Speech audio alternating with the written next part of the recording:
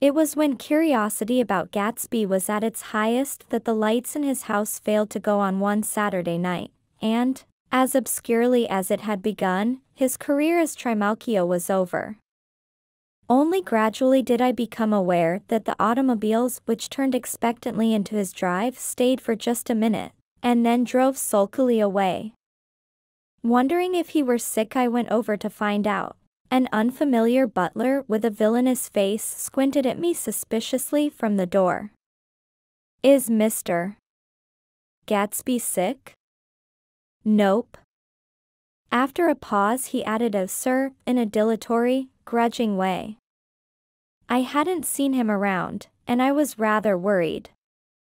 "Tell him Mr. Caraway came over."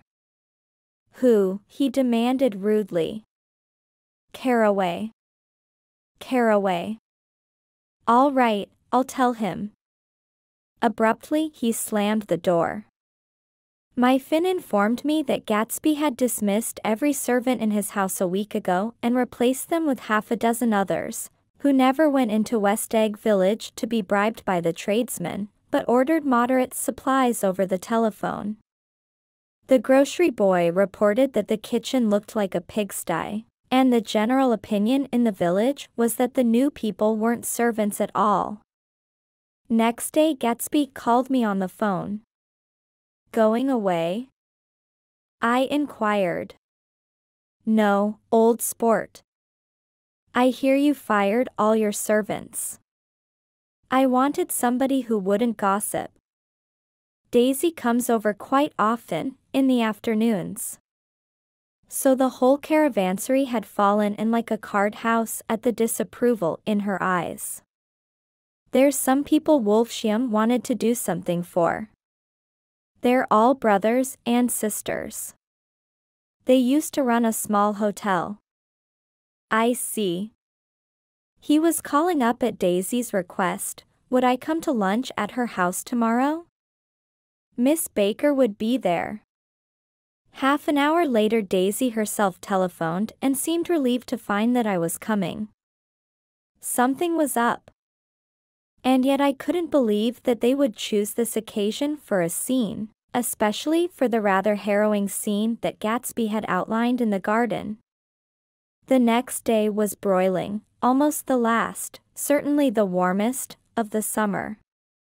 As my train emerged from the tunnel into sunlight, only the hot whistles of the National Biscuit Company broke the simmering hush at noon. The straw seats of the car hovered on the edge of combustion. The woman next to me perspired delicately for a while into her white shirtwaist, and then, as her newspaper dampened under her fingers, lapsed despairingly into deep heat with a desolate cry. Her pocketbook slapped to the floor. "Oh, my," she gasped. I picked it up with a weary bend and handed it back to her, holding it at arm's length and by the extreme tip of the corners to indicate that I had no designs upon it, but everyone nearby, including the woman, suspected me just the same. "Hot," said the conductor to familiar faces. "Some weather." "Hot. Hot. Hot. Is it hot enough for you? Is it hot? Is it?" My commutation ticket came back to me with a dark stain from his hand. That anyone should care in this heat, whose flushed lips he kissed, whose head made damp the pajama pocket over his heart. Through the hall of the Buchanan's house blew a faint wind, carrying the sound of the telephone bell out to Gatsby and me as we waited at the door. "The master's body," roared the butler into the mouthpiece. "I'm sorry, madam, but we can't furnish it. It's far too hot to touch this noon." What he really said was, "Yes, yes. I'll see." He set down the receiver and came toward us, glistening slightly, to take our stiff straw hats. "Madam expects you in the salon," he cried, needlessly indicating the direction. In this heat every extra gesture was an affront to the common store of life. The room, shadowed well with awnings, was dark and cool. Daisy and Jordan lay upon an enormous couch, like silver idols weighing down their own white dresses against the singing breeze of the fans. "We can't move," they said together. Jordan's fingers, powdered white over their tan, rested for a moment in mine. "And Mr. Thomas Buchanan, the athlete?" I inquired. Simultaneously I heard his voice, gruff, muffled, husky, at the hall telephone. Gatsby stood in the center of the crimson carpet and gazed around with fascinated eyes. Daisy watched him and laughed, her sweet, exciting laugh. A tiny gust of powder rose from her bosom into the air. "The rumor is," whispered Jordan, "that's Tom's girl on the telephone." We were silent. The voice in the hall rose high with annoyance. "Very well, then, I won't sell you the car at all. I'm under no obligations to you at all, and as for your bothering me about it at lunchtime, I won't stand that at all." Holding down the receiver, said Daisy cynically. "No, he's not," I assured her. "It's a bona fide deal. I happen to know about it." Tom flung open the door, blocked out its space for a moment with his thick body, and hurried into the room. "Mr. Gatsby." He put out his broad, flat hand with well-concealed dislike. "I'm glad to see you, sir." "Nick. Make us a cold drink," cried Daisy. As he left the room again, she got up and went over to Gatsby and pulled his face down, kissing him on the mouth. "You know I love you," she murmured. "You forget there's a lady present," said Jordan. Daisy looked around doubtfully. "You kiss Nick too." "What a low, vulgar girl." "I don't care," cried Daisy, and began to clog on the brick fireplace. Then she remembered the heat and sat down guiltily on the couch just as a freshly laundered nurse leading a little girl came into the room. "Blessed Precious," she crooned, holding out her arms. "Come to your own mother that loves you." The child, relinquished by the nurse, rushed across the room and rooted shyly into her mother's dress. The Blessed Precious. "Did mother get powder on your old yellowy hair? Stand up now, and say, how to do." Gatsby and I in turn leaned down and took the small reluctant hand. Afterward he kept looking at the child with surprise. I don't think he had ever really believed in its existence before. "I got dressed before luncheon," said the child, turning eagerly to Daisy. "That's because your mother wanted to show you off." Her face bent into the single wrinkle of the small white neck.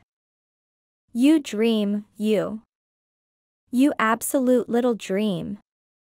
"Yes," admitted the child calmly. "Aunt Jordan's got on a white dress too. How do you like mother's friends?" Daisy turned her around so that she faced Gatsby. "Do you think they're pretty?" "Where's Daddy?" "She doesn't look like her father," explained Daisy. "She looks like me. She's got my hair and shape of the face." Daisy sat back upon the couch. The nurse took a step forward and held out her hand. "Come, Pammy. Goodbye, sweetheart." With a reluctant backward glance, the well-disciplined child held to her nurse's hand and was pulled out the door, just as Tom came back, preceding 4 gin rickeys that clicked full of ice. Gatsby took up his drink. "They certainly look cool," he said, with visible tension. We drank in long, greedy swallows. "I read somewhere that the sun's getting hotter every year," said Tom genially.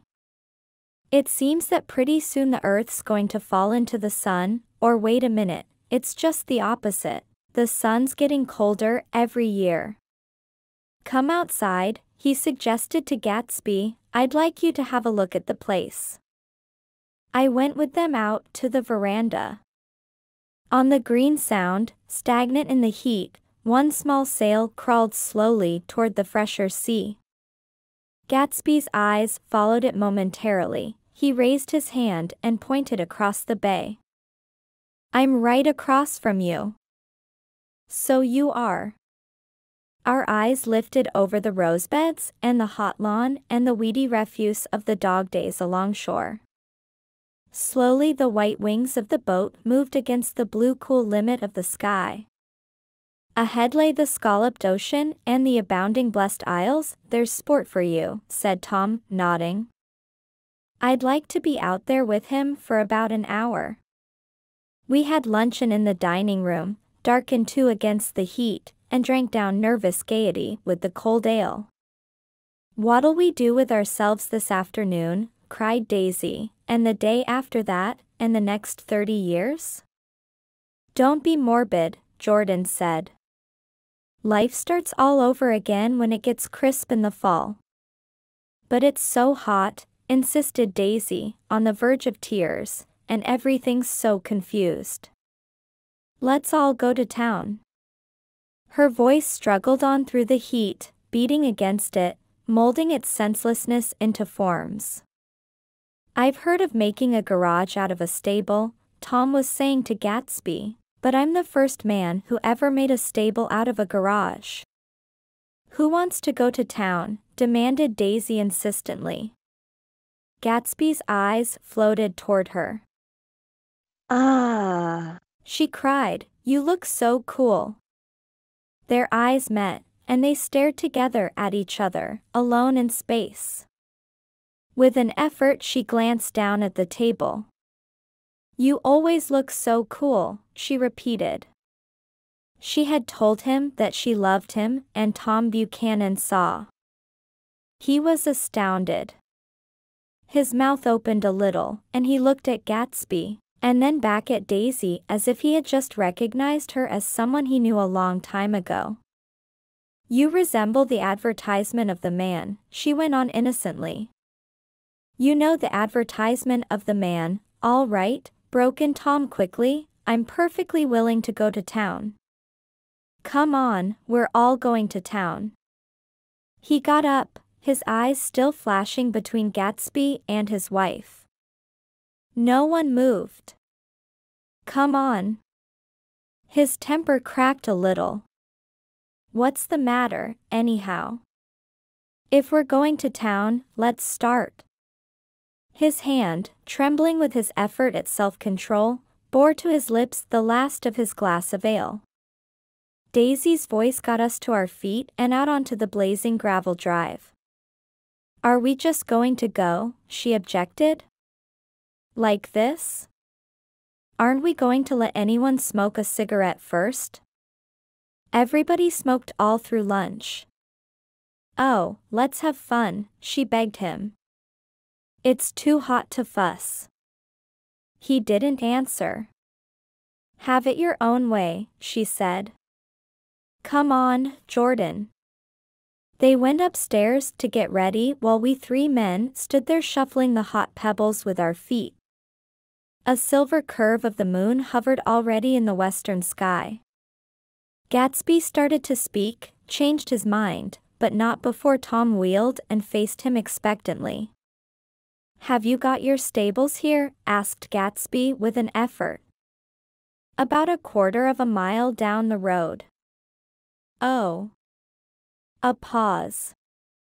"I don't see the idea of going to town," broke out Tom savagely. "Women get these notions in their heads." "Shall we take anything to drink?" called Daisy from an upper window. "I'll get some whiskey," answered Tom. He went inside. Gatsby turned to me rigidly. "I can't say anything in his house, old sport." "She's got an indiscreet voice," I remarked. "It's full of," I hesitated. "Her voice is full of money," he said suddenly. That was it. I'd never understood before. It was full of money, that was the inexhaustible charm that rose and fell in it, the jingle of it, the cymbals' song of it. High in a white palace, the king's daughter, the golden girl. Tom came out of the house wrapping a quart bottle in a towel, followed by Daisy and Jordan wearing small tight hats of metallic cloth and carrying light capes over their arms. "Shall we all go in my car?" suggested Gatsby. He felt the hot, green leather of the seat. "I ought to have left it in the shade." "Is it standard shift?" demanded Tom. "Yes." "Well, you take my coupe and let me drive your car to town." The suggestion was distasteful to Gatsby. "I don't think there's much gas," he objected. "Plenty of gas," said Tom boisterously. He looked at the gauge. "And if it runs out, I can stop at a drugstore." "You can buy anything at a drugstore nowadays." A pause followed this apparently pointless remark. Daisy looked at Tom frowning, and an indefinable expression, at once definitely unfamiliar and vaguely recognizable, as if I had only heard it described in words, passed over Gatsby's face. "Come on, hey Daisy," said Tom, pressing her with his hand toward Gatsby's car. "I'll take you in this circus wagon." He opened the door, but she moved out from the circle of his arm. "You take Nick and Jordan. We'll follow you in the coupe." She walked close to Gatsby, touching his coat with her hand. Jordan and Tom and I got into the front seat of Gatsby's car. Tom pushed the unfamiliar gears tentatively, and we shot off into the oppressive heat, leaving them out of sight behind. "Did you see that?" demanded Tom. "See what?" He looked at me keenly, realizing that Jordan and I must have known all along. "You think I'm pretty dumb, don't you?" he suggested. "Perhaps I am, but I have almost a second sight. Sometimes, that tells me what to do." "Maybe you don't believe that, but science," he paused. The immediate contingency overtook him, pulled him back from the edge of theoretical abyss. "I've made a small investigation of this fellow," he continued.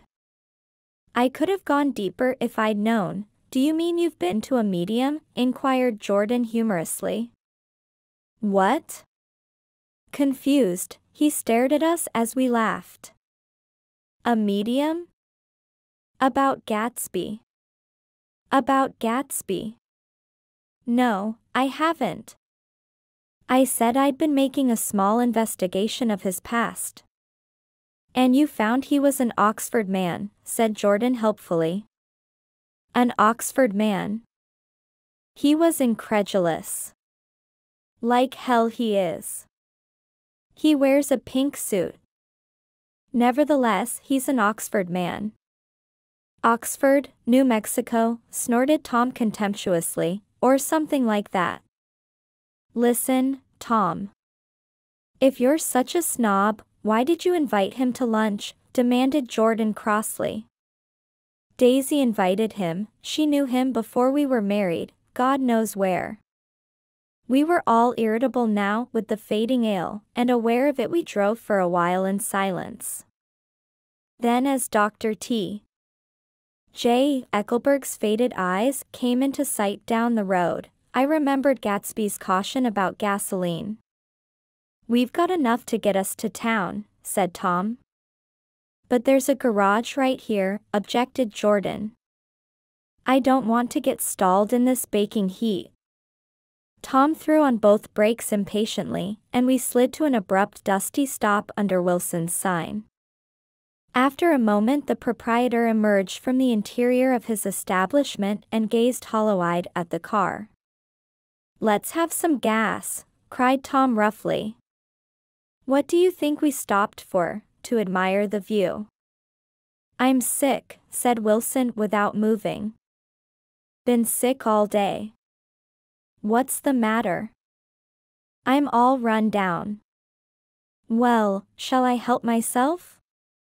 Tom demanded. You sounded well enough on the phone. With an effort, Wilson left the shade and support of the doorway and, breathing hard, unscrewed the cap of the tank. In the sunlight, his face was green. I didn't mean to interrupt your lunch, he said. But I need money pretty bad, and I was wondering what you were going to do with your old car. How do you like this one? Inquired Tom. I bought it last week. It's a nice yellow one, said Wilson, as he strained at the handle. Like to buy it? Big chance, Wilson smiled faintly. No, but I could make some money on the other. What do you want money for, all of a sudden? I've been here too long. I want to get away. My wife and I want to go west. Your wife does, exclaimed Tom, startled. She's been talking about it for 10 years. He rested for a moment against the pump, shading his eyes. And now she's going whether she wants to or not. I'm going to get her away. The coupe flashed by us with a flurry of dust and the flash of a waving hand. What do I owe you? Demanded Tom harshly. I just got wised up to something funny the last 2 days, remarked Wilson. That's why I want to get away. That's why I've been bothering you about the car. What do I owe you? $20. The relentless beating heat was beginning to confuse me, and I had a bad moment there before I realized that so far his suspicions hadn't alighted on Tom. He had discovered that Myrtle had some sort of life apart from him in another world, and the shock had made him physically sick. I stared at him and then at Tom, who had made a parallel discovery less than an hour before, and it occurred to me that there was no difference between men, in intelligence or race, so profound as the difference between the sick and the well. Wilson was so sick that he looked guilty, unforgivably guilty, as if he had just got some poor girl with child. I'll let you have that car, said Tom. I'll send it over tomorrow afternoon. That locality was always vaguely disquieting, even in the broad glare of afternoon, and now I turned my head as though I had been warned of something behind. Over the ash heaps the giant eyes of Dr. T. J. Eckelberg kept their vigil, but I perceived, after a moment, that other eyes were regarding us with peculiar intensity from less than 20 feet away. In one of the windows over the garage, the curtains had been moved aside a little, and Myrtle Wilson was peering down at the car. So engrossed was she that she had no consciousness of being observed, and one emotion after another crept into her face like objects into a slowly developing picture. Her expression was curiously familiar. It was an expression I had often seen on women's faces, but on Myrtle Wilson's face it seemed purposeless and inexplicable until I realized that her eyes, wide with jealous terror, were fixed not on Tom, but on Jordan Baker, whom she took to be his wife. There is no confusion like the confusion of a simple mind, and as we drove away Tom was feeling the hot whips of panic. His wife and his mistress, until an hour ago secure and inviolate, were slipping precipitately from his control. Instinct made him step on the accelerator with the double purpose of overtaking Daisy and leaving Wilson behind, and we sped along toward Astoria at 50 miles an hour, until, among the spidery girders of the elevated, we came in sight of the easygoing blue coupe. Those big movies around 50th Street are cool, suggested Jordan. I love New York on summer afternoons when everyone's away. There's something very sensuous about it, overripe, as if all sorts of funny fruits were going to fall into your hands. The word sensuous had the effect of further disquieting Tom, but before he could invent a protest the coupe came to a stop, and Daisy signaled us to draw up alongside. "Where are we going?" she cried. "How about the movies?" It's so hot, she complained. You go. We'll ride around and meet you after. With an effort her wit rose faintly. We'll meet you on some corner. I'll be the man smoking 2 cigarettes. We can't argue about it here, Tom said impatiently, as a truck gave out a cursing whistle behind us. You follow me to the south side of Central Park, in front of the plaza. Several times he turned his head and looked back for their car, and if the traffic delayed them he slowed up until they came into sight. I think he was afraid they would dart down a side street and out of his life forever. But they didn't. And we all took the less explicable step of engaging the parlor of a suite in the Plaza Hotel.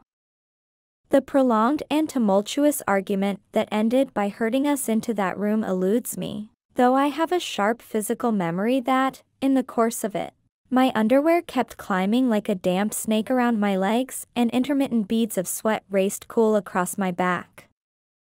The notion originated with Daisy's suggestion that we hire 5 bathrooms and take cold baths, and then assumed more tangible form as a place to have a mint julep. Each of us said over and over that it was a crazy idea. We all talked at once to a baffled clerk and thought, or pretended to think, that we were being very funny. The room was large and stifling, and, though it was already 4 o'clock, opening the windows admitted only a gust of hot shrubbery from the park. Daisy went to the mirror and stood with her back to us, fixing her hair. It's a swell suite, whispered Jordan respectfully, and everyone laughed. Open another window, commanded Daisy, without turning around. There aren't any more. Well, we'd better telephone for an axe. The thing to do is to forget about the heat, said Tom impatiently. You make it 10 times worse by crabbing about it. He unrolled the bottle of whiskey from the towel and put it on the table. Why not let her alone, old sport, remarked Gatsby. You're the one that wanted to come to town. There was a moment of silence. The telephone book slipped from its nail and splashed to the floor, whereupon Jordan whispered, "Excuse me," but this time no one laughed. "I'll pick it up," I offered. "I've got it." Gatsby examined the parted string, muttered hum in an interested way, and tossed the book on a chair. "That's a great expression of yours, isn't it?" said Tom sharply. "What is?" "All this old sport business.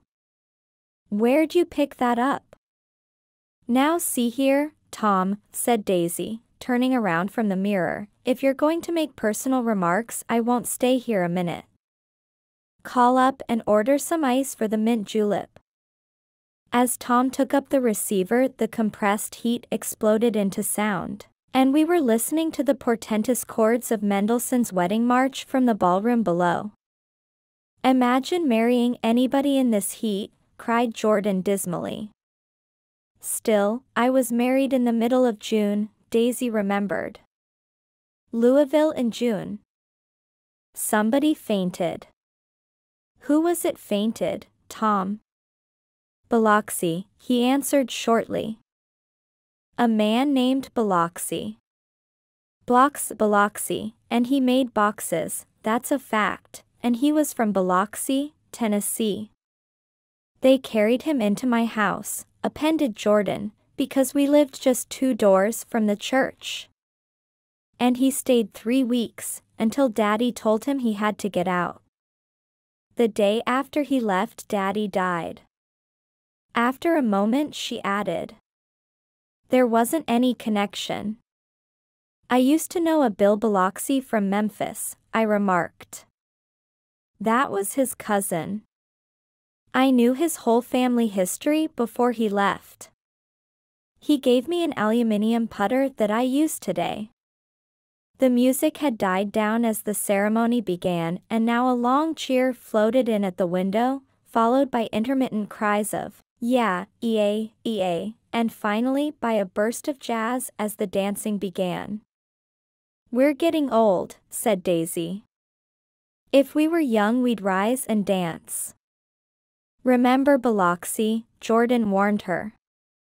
"Where'd you know him, Tom?" "Biloxi?" He concentrated with an effort. "I didn't know him." "He was a friend of Daisy's." "He was not," she denied. "I'd never seen him before." "He came down in the private car." "Well, he said he knew you." "He said he was raised in Louisville." Asa Bird brought him around at the last minute and asked if we had room for him.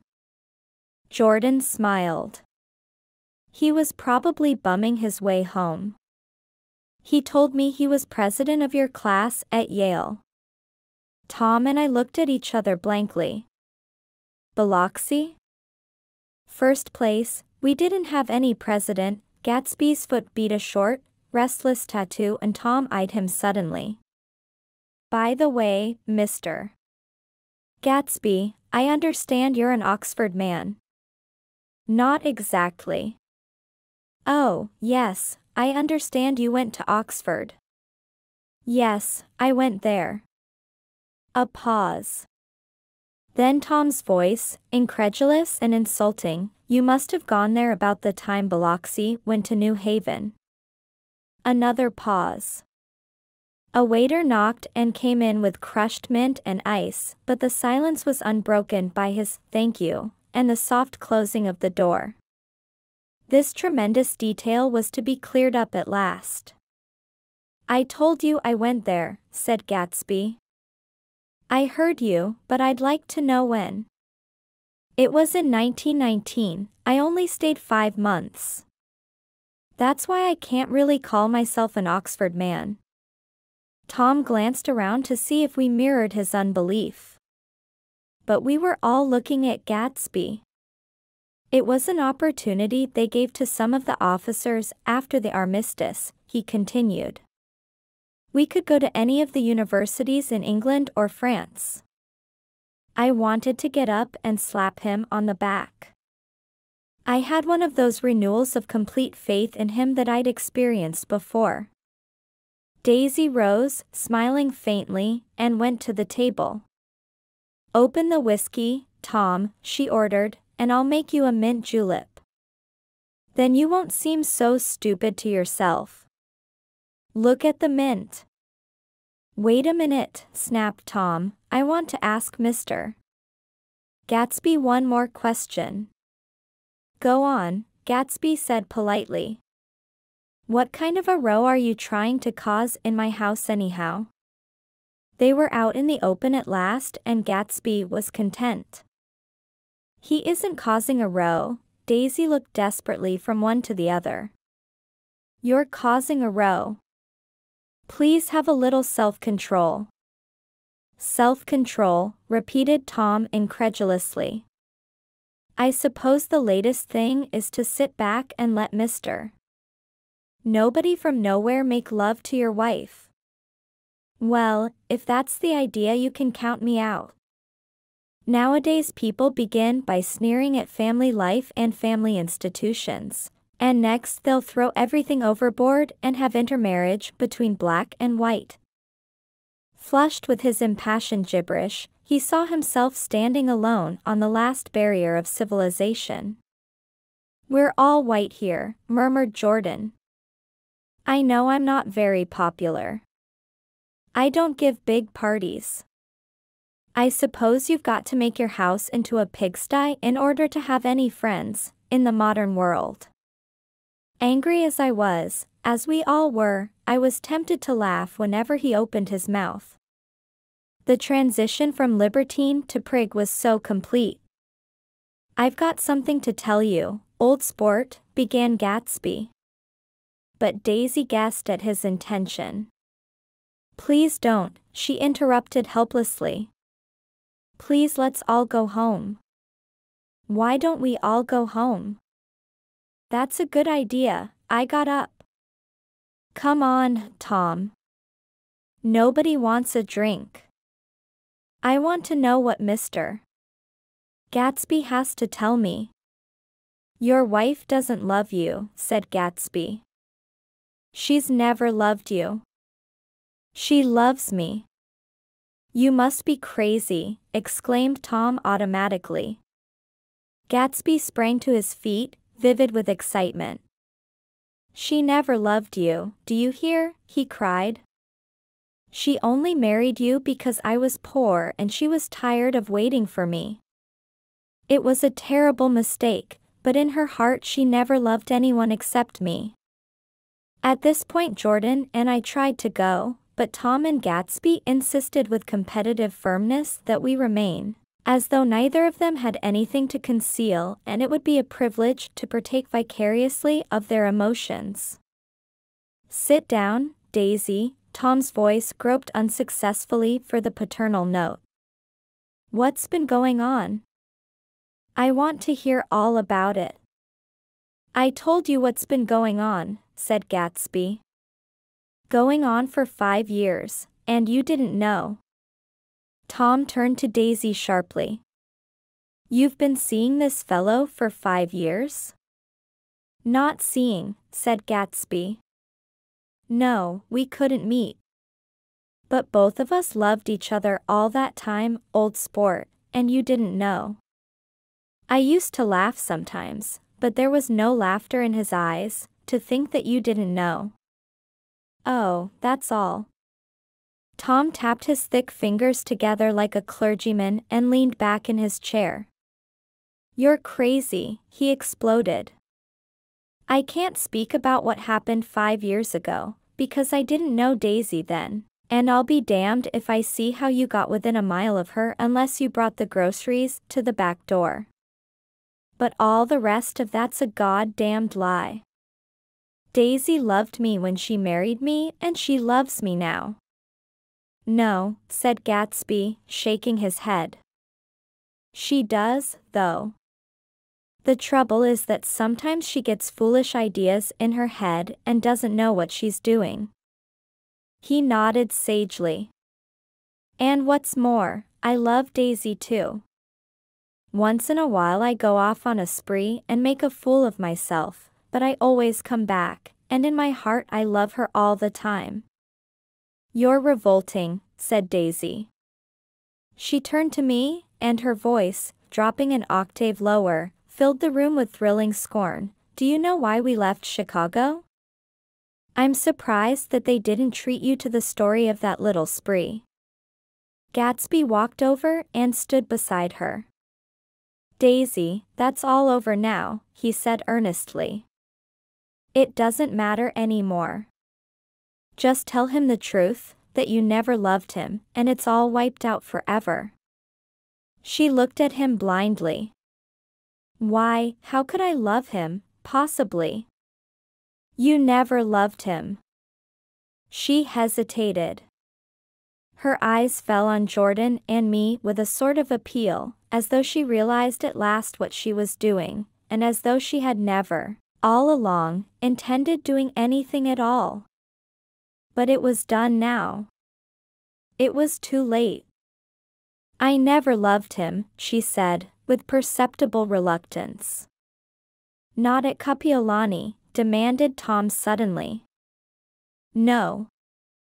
From the ballroom beneath, muffled and suffocating chords were drifting up on hot waves of air. Not that day I carried you down from the punch bowl to keep your shoes dry? There was a husky tenderness in his tone. Daisy? Please don't. Her voice was cold, but the rancor was gone from it. She looked at Gatsby. There, Jay, she said, but her hand as she tried to light a cigarette was trembling. Suddenly she threw the cigarette and the burning match on the carpet. Oh, you want too much, she cried to Gatsby. I love you now, isn't that enough? I can't help what's past. She began to sob helplessly. I did love him once, but I loved you too. Gatsby's eyes opened and closed. You loved me too, he repeated. Even that's a lie, said Tom savagely. She didn't know you were alive. Why, there's things between Daisy and me that you'll never know, things that neither of us can ever forget. The words seemed to bite physically into Gatsby. I want to speak to Daisy alone, he insisted. She's all excited now, even alone. I can't say I never loved Tom, she admitted in a pitiful voice. It wouldn't be true. Of course it wouldn't, agreed Tom. She turned to her husband. As if it mattered to you, she said. Of course it matters. I'm going to take better care of you from now on. You don't understand, said Gatsby, with a touch of panic. You're not going to take care of her anymore. I'm not. Tom opened his eyes wide and laughed. He could afford to control himself now. Why's that? Daisy's leaving you. Nonsense. I am, though, she said with a visible effort. She's not leaving me. Tom's words suddenly leaned down over Gatsby. Certainly not for a common swindler who'd have to steal the ring he put on her finger. I won't stand this, cried Daisy. Oh, please let's get out. Who are you, anyhow? Broke out Tom. You're one of that bunch that hangs around with Meyer Wolfsheim, that much I happen to know. I've made a little investigation into your affairs, and I'll carry it further tomorrow. You can suit yourself about that, old sport, said Gatsby steadily. I found out what your drugstores were. He turned to us and spoke rapidly. He and this Wolfsheim bought up a lot of side street drugstores here and in Chicago and sold grain alcohol over the counter. That's one of his little stunts. I picked him for a bootlegger the first time I saw him, and I wasn't far wrong. What about it? Said Gatsby politely. I guess your friend Walter Chase wasn't too proud to come in on it. And you left him in the lurch, didn't you? You let him go to jail for a month over in New Jersey. God. You ought to hear Walter on the subject of you. He came to us dead broke. He was very glad to pick up some money, old sport. Don't you call me old sport, cried Tom. Gatsby said nothing. Walter could have you up on the betting laws too, but Wolfsheim scared him into shutting his mouth. That unfamiliar yet recognizable look was back again in Gatsby's face. That drugstore business was just small change, continued Tom slowly, but you've got something on now that Walter's afraid to tell me about. I glanced at Daisy, who was staring terrified between Gatsby and her husband, and at Jordan, who had begun to balance an invisible but absorbing object on the tip of her chin. Then I turned back to Gatsby, and was startled at his expression. He looked, and this is said in all contempt for the babbled slander of his garden, as if he had killed a man. For a moment the set of his face could be described in just that fantastic way. It passed, and he began to talk excitedly to Daisy, denying everything, defending his name against accusations that had not been made. But with every word she was drawing further and further into herself, so he gave that up, and only the dead dream fought on as the afternoon slipped away, trying to touch what was no longer tangible, struggling unhappily, undespairingly, toward that lost voice across the room. The voice begged again to go. Please, Tom. I can't stand this anymore. Her frightened eyes told that whatever intentions, whatever courage she had had, were definitely gone. You two start on home, Daisy, said Tom. In Mr. Gatsby's car. She looked at Tom, alarmed now, but he insisted with magnanimous scorn. Go on. He won't annoy you. I think he realizes that his presumptuous little flirtation is over. They were gone, without a word, snapped out, made accidental, isolated, like ghosts, even from our pity. After a moment Tom got up and began wrapping the unopened bottle of whiskey in the towel. "Want any of this stuff?" "Jordan." "Nick?" I didn't answer. "Nick?" he asked again. "What? Want any?" "No. I just remembered that today's my birthday." I was 30. Before me stretched the portentous, menacing road of a new decade. It was 7 o'clock when we got into the coupe with him and started for Long Island. Tom talked incessantly, exulting and laughing, but his voice was as remote from Jordan and me as the foreign clamor on the sidewalk or the tumult of the elevated overhead. Human sympathy has its limits, and we were content to let all their tragic arguments fade with the city lights behind. 30, the promise of a decade of loneliness, a thinning list of single men to know, a thinning briefcase of enthusiasm, thinning hair. But there was Jordan beside me, who, unlike Daisy, was too wise ever to carry well-forgotten dreams from age to age. As we passed over the dark bridge her wan face fell lazily against my coat's shoulder, and the formidable stroke of 30 died away with the reassuring pressure of her hand. So we drove on toward death through the cooling twilight. The young Greek, Michaelis, who ran the coffee joint beside the ash heaps, was the principal witness at the inquest. He had slept through the heat until after 5, when he strolled over to the garage, and found George Wilson sick in his office. Really sick, pale as his own pale hair and shaking all over. Michaelis advised him to go to bed, but Wilson refused, saying that he'd miss a lot of business if he did.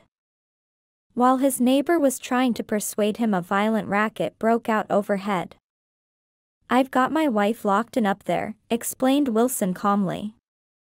"She's going to stay there till the day after tomorrow, and then we're going to move away." Michaelis was astonished. They had been neighbors for 4 years, and Wilson had never seemed faintly capable of such a statement. Generally he was one of these worn-out men. When he wasn't working, he sat on a chair in the doorway and stared at the people and the cars that passed along the road. When anyone spoke to him, he invariably laughed in an agreeable, colorless way. He was his wife's man and not his own. So naturally Michaelis tried to find out what had happened, but Wilson wouldn't say a word. Instead he began to throw curious, suspicious glances at his visitor and ask him what he'd been doing at certain times on certain days. Just as the latter was getting uneasy, some workmen came past the door bound for his restaurant, and Michaelis took the opportunity to get away, intending to come back later. But he didn't. He supposed he forgot to, that's all. When he came outside again, a little after 7, he was reminded of the conversation because he heard Mrs. Wilson's voice, loud and scolding, downstairs in the garage. "Beat me," he heard her cry. "Throw me down and beat me, you dirty little coward." A moment later she rushed out into the dusk, waving her hands and shouting. Before he could move from his door, the business was over. The death car, as the newspapers called it, didn't stop. It came out of the gathering darkness, wavered tragically for a moment, and then disappeared around the next bend. Mavro Michaelis wasn't even sure of its color. He told the first policeman that it was light green. The other car, the one going toward New York, came to rest 100 yards beyond, and its driver hurried back to where Myrtle Wilson, her life violently extinguished, knelt in the road and mingled her thick dark blood with the dust. Michaelis and this man reached her first, but when they had torn open her shirtwaist, still damp with perspiration, They saw that her left breast was swinging loose like a flap, and there was no need to listen for the heart beneath. The mouth was wide open and ripped a little at the corners, as though she had choked a little in giving up the tremendous vitality she had stored so long. We saw the 3 or 4 automobiles and the crowd when we were still some distance away. "Wreck," said Tom. "That's good. Wilson have a little business at last." He slowed down, but still without any intention of stopping, until, as we came nearer, the hushed, intent faces of the people at the garage door made him automatically put on the brakes. "We'll take a look," he said doubtfully, "just a look." I became aware now of a hollow, wailing sound which issued incessantly from the garage, a sound which as we got out of the coupe and walked toward the door resolved itself into the words, "Oh, my God," uttered over and over in a gasping moan. "There's some bad trouble here," said Tom excitedly. He reached up on tiptoes and peered over a circle of heads into the garage, which was lit only by a yellow light in a swinging metal basket overhead.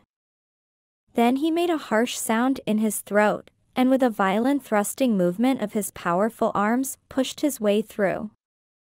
The circle closed up again with a running murmur of expostulation. It was a minute before I could see anything at all. Then new arrivals deranged the line, and Jordan and I were pushed suddenly inside. Myrtle Wilson's body, wrapped in a blanket, and then in another blanket, as though she suffered from a chill in the hot night, lay on a work table by the wall, and Tom, with his back to us, was bending over it, motionless. Next to him stood a motorcycle policeman taking down names with much sweat and correction in a little book.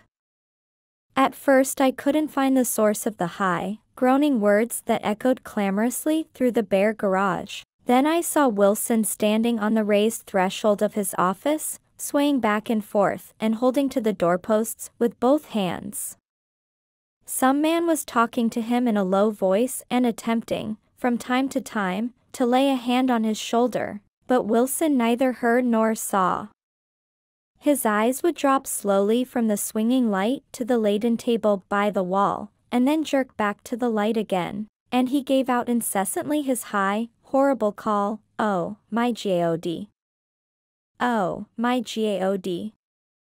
Oh, God. Oh, my God." Presently Tom lifted his head with a jerk and, after staring around the garage with glazed eyes, addressed a mumbled incoherent remark to the policeman.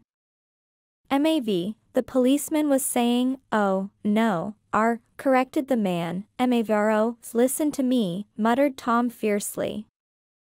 "R," said the policeman. "Oh, G." He looked up as Tom's broad hand fell sharply on his shoulder. "What you want, fella? What happened? That's what I want to know." "Otto hit her. Instantly killed." "Instantly killed," repeated Tom, staring. "She ran out Ina Road. Son of a bitch didn't even stop his car." "There was 2 cars," said Michaelis, "one comin', one goin', see?" "Going where?" asked the policeman keenly. "One goin' each way." "Well, his hand rose toward the blankets, but stopped halfway and fell to his side. She ran out there and the one comin' from York knock right into her, goin' a 30 or 40 miles an hour." "What's the name of this place here?" demanded the officer. "Hasn't got any name." A pale well-dressed Negro stepped near. "It was a yellow car," he said, "big yellow car." "New. See the accident?" asked the policeman. "No, but the car passed me down the road, going faster and 40. Going 50, 60. Come here and let's have your name. Look out now. I want to get his name." Some words of this conversation must have reached Wilson, swaying in the office door. For suddenly a new theme found voice among his grasping cries. You don't have to tell me what kind of car it was. I know what kind of car it was. Watching Tom, I saw the wad of muscle back of his shoulder tighten under his coat. He walked quickly over to Wilson and, standing in front of him, seized him firmly by the upper arms. You've got to pull yourself together, he said with soothing gruffness. Wilson's eyes fell upon Tom. He started up on his tiptoes and then would have collapsed to his knees had not Tom held him upright. Listen, said Tom, shaking him a little. I just got here a minute ago, from New York. I was bringing you that coupe we've been talking about. That yellow car I was driving this afternoon wasn't mine, do you hear? I haven't seen it all afternoon. Only the Negro and I were near enough to hear what he said, but the policeman caught something in the tone and looked over with truculent eyes. What's all that? He demanded. I'm a friend of his. Tom turned his head but kept his hands firm on Wilson's body. He says he knows the car that did it. It was a yellow car. Some dim impulse moved the policeman to look suspiciously at Tom. And what color's your car? It's a blue car, a coupe. We've come straight from New York, I said. Someone who had been driving a little behind us confirmed this, and the policeman turned away. Now, if you'll let me have that name again correct, picking up Wilson like a doll, Tom carried him into the office, set him down in a chair, and came back. If somebody'll come here and sit with him, he snapped authoritatively. He watched while the two men standing closest glanced at each other and went unwillingly into the room. Then Tom shut the door on them and came down the single step, his eyes avoiding the table. As he passed close to me, he whispered, "Let's get out." Self-consciously, with his authoritative arms breaking the way, we pushed through the still gathering crowd, passing a hurried doctor, case in hand, who had been sent for in wild hope half an hour ago. Tom drove slowly until we were beyond the bend, then his foot came down hard, and the coupe raced along through the night. In a little while I heard a low husky sob, and saw that the tears were overflowing down his face. The goddamned coward, he whimpered. He didn't even stop his car. The Buchanan's house floated suddenly toward us through the dark rustling trees. Tom stopped beside the porch and looked up at the second floor, where two windows bloomed with light among the vines. Daisy's home, he said. As we got out of the car, he glanced at me and frowned slightly. I ought to have dropped you in West Egg, Nick. There's nothing we can do tonight. A change had come over him, and he spoke gravely, and with decision. As we walked across the moonlight gravel to the porch, he disposed of the situation in a few brisk phrases. I'll telephone for a taxi to take you home, and while you're waiting, you and Jordan better go in the kitchen and have them get you some supper, if you want any. He opened the door. Come in. No, thanks. But I'd be glad if you'd order me the taxi. I'll wait outside. Jordan put her hand on my arm. Won't you come in, Nick? No, thanks. I was feeling a little sick and I wanted to be alone. But Jordan lingered for a moment more. It's only 9:30, she said. I'd be damned if I'd go in. I'd had enough of all of them for one day, and suddenly that included Jordan too. She must have seen something of this in my expression, for she turned abruptly away and ran up the porch steps into the house. I sat down for a few minutes with my head in my hands, until I heard the phone taken up inside and the butler's voice calling a taxi. Then I walked slowly down the drive away from the house, intending to wait by the gate. I hadn't gone 20 yards when I heard my name and Gatsby stepped from between two bushes into the path. I must have felt pretty weird by that time, because I could think of nothing except the luminosity of his pink suit under the moon. "What are you doing?" I inquired. "Just standing here, old sport." Somehow, that seemed a despicable occupation. For all I knew he was going to rob the house in a moment, I wouldn't have been surprised to see sinister faces, the faces of Wolfsham's people, behind him in the dark shrubbery. "Did you see any trouble on the road?" he asked after a minute. "Yes." He hesitated. "Was she killed?" "Yes." "I thought so," I told Daisy I thought so. It's better that the shock should all come at once. She stood it pretty well. He spoke as if Daisy's reaction was the only thing that mattered. "I got to West Egg by a side road," he went on, "and left the car in my garage. I don't think anybody saw us, but of course I can't be sure." I disliked him so much by this time that I didn't find it necessary to tell him he was wrong. "Who was the woman?" he inquired. "Her name was Wilson. Her husband owns the garage." "How the devil did it happen?" "Well, I tried to swing the wheel," he broke off, and suddenly I guessed at the truth. "Was Daisy driving?" "Yes," he said after a moment, "but of course I'll say I was.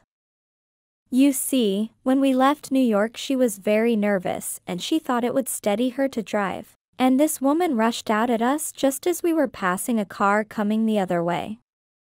It all happened in a minute, but it seemed to me that she wanted to speak to us, thought we were somebody she knew. Well, first Daisy turned away from the woman toward the other car, and then she lost her nerve and turned back. The second my hand reached the wheel I felt the shock, it must have killed her instantly. It ripped her open, don't tell me, old sport." He winced. "Anyhow, Daisy stepped on it. I tried to make her stop, but she couldn't, so I pulled on the emergency brake. Then she fell over into my lap and I drove on." "She'll be all right tomorrow," he said presently. "I'm just going to wait here and see if he tries to bother her about that unpleasantness this afternoon. She's locked herself into her room, and if he tries any brutality she's going to turn the light out and on again." "He won't touch her," I said. "He's not thinking about her." "I don't trust him, old sport." "How long are you going to wait?" "All night, if necessary. Anyhow, till they all go to bed." A new point of view occurred to me. Suppose Tom found out that Daisy had been driving. He might think he saw a connection in it, he might think anything. I looked at the house. There were 2 or 3 bright windows downstairs, and the pink glow from Daisy's room on the ground floor. "You wait here," I said. "I'll see if there's any sign of a commotion." I walked back along the border of the lawn, traversed the gravel softly, and tiptoed up the veranda steps. The drawing room curtains were open, and I saw that the room was empty. Crossing the porch where we had dined that June night 3 months before, I came to a small rectangle of light which I guessed was the pantry window. The blind was drawn, but I found a rift at the sill.